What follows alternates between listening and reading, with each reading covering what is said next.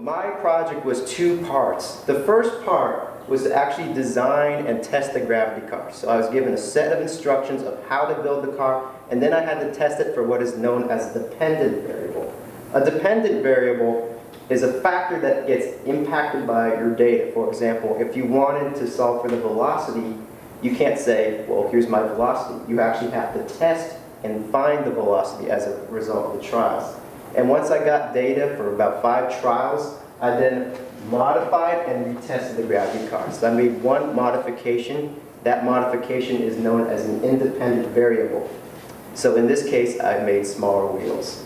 And throughout this entire project, I had to be familiar with Isaac Newton's 3 laws. Okay? So this was the question that I had to address as I was doing my gravity car lab report. And it was basically what forces influence my everyday life. And here are just some thoughts that I had when I first started this project: movement, speed, force, push, and pull. So these were just some of the concepts I had to learn in order to address that essential question. So my inquiry question was that, what will smaller wheels do to my velocity? And I thought that they would increase the velocity of my car, because a smaller wheel, it takes less time for a smaller wheel to make a 360-degree or complete revolution than a larger wheel. And that was the logic behind my experiment. And the point of doing this whole assignment was to be able to really see Newton's laws in action, because I believe it's one thing to learn the laws, but it's another to actually see how you could apply them to your everyday life.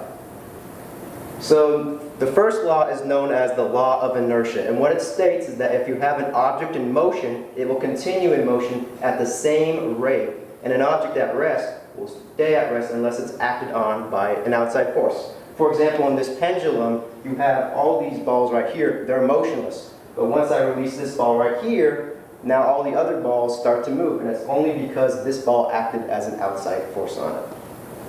The second law states that in order to get the force of an object, you have to multiply the mass and the acceleration. And the two are inversely proportional to each other, meaning that if you have a higher mass, you'll have a slower acceleration, because mass acts like weight. It holds cars or objects down, and acceleration is the change in speed over time. So if you have a lighter car or a car with less mass, then you'll have a greater acceleration. And if I want to solve for other variables in the equation F equals ma, I can do division. So right here, A equals force over mass. The third law applies to you guys. You're sitting right. Yes, that's right. And this law is known as equal and opposite reactions. So I have with me a rope. Someone pulls on an object, then I pull, and that is when we exert force. So what's really awkward about this situation is that gravity is putting you down. It's putting a force on the chair. Now the only reason you're in that chair is because the chair is also putting a force that is equivalent back on your body. Otherwise, you'd fall, the chair would break. So that's just one example of equal and opposite reactions. So knowing these 3 laws, I got into groups of 2 to 3 students, and we actually built and tested the control car. And from there, then we incorporated the independent variable, which I said earlier was the smaller wheels. And once we got data for both the control car and the independent variable, then I completed my lab report separately. So here are some snippets of my work.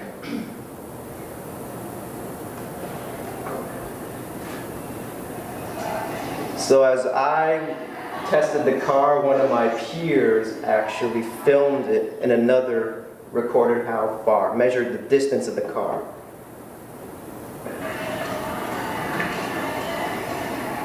And this car just veered off the course. And here was my data, and I thought originally that if I had smaller wheels, it would increase the velocity of my car. But I was wrong.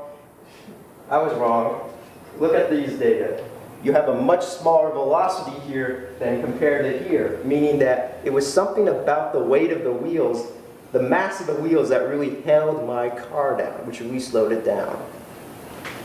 And during this assignment, I had to collaborate productively. I had to learn how to work with a group and evenly distribute the workload. It doesn't make sense for one person to do all the work because I had 2 other peers. And as I said briefly earlier, while I was testing the car, another peer was on the side filming it like this, and someone else measured how far the car went. And part of being able to collaborate productively is to be a leader, but also a follower. Because as a freshman, I always wanted to be the leader. I always wanted to say, you do this, you do this, you do this. I'm not going to be a follower because I'm in charge. And that's not the way that being able to collaborate productively should look like. So, for example, when I was doing my project, I had to be able to give guidance to my peers and then step back and let them do some of the work and follow.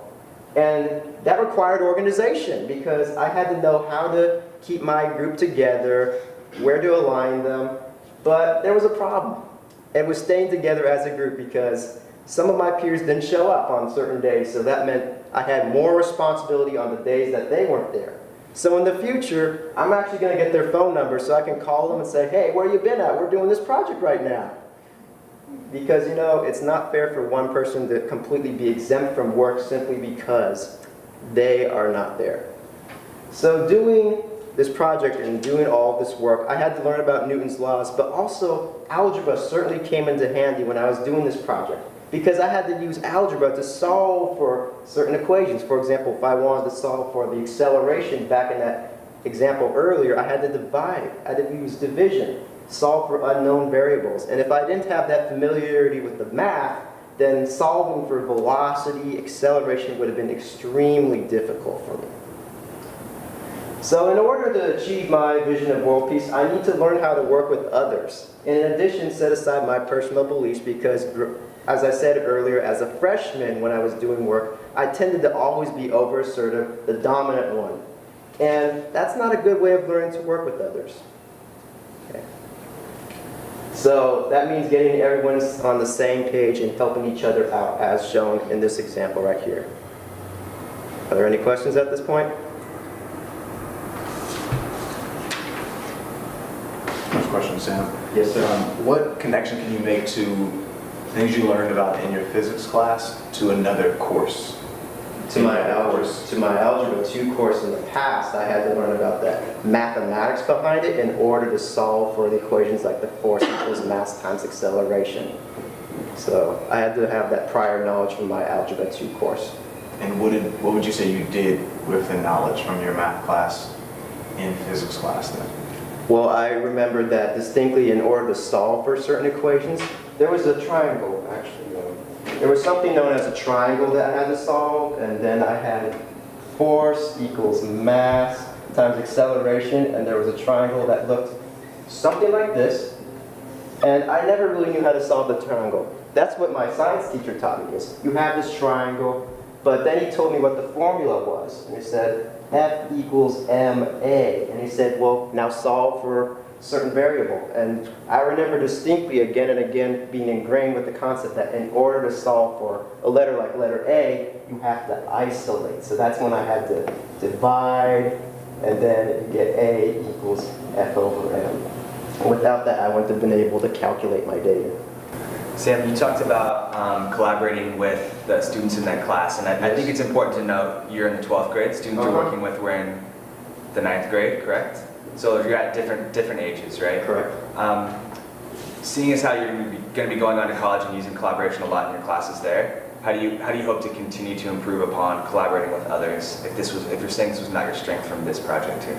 Well, I will definitely learn how to spend more time creating dialogue with my peers, because in high school I had the mindset that I could complete all the work in class, and that's not the best mindset. So in addition to getting the contact information of my peers, I hope to create times that work for them to actually talk to them about the project, because if we can keep each other on the same page, we'll be able to succeed. But if we can't interact and seem to get along with each other, how can we succeed?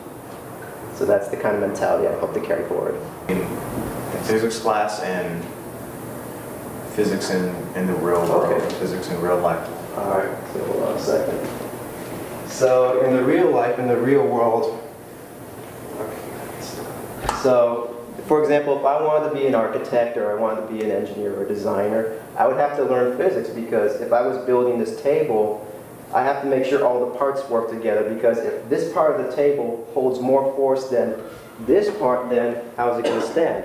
If I'm an architect, for example, I have to learn how to design a building in a certain way so all the weight's distributed so that not too much force can overwhelm certain levels of the building. So it's really important to carry the concept of opposite and equal reactions into fields like engineering, mathematics.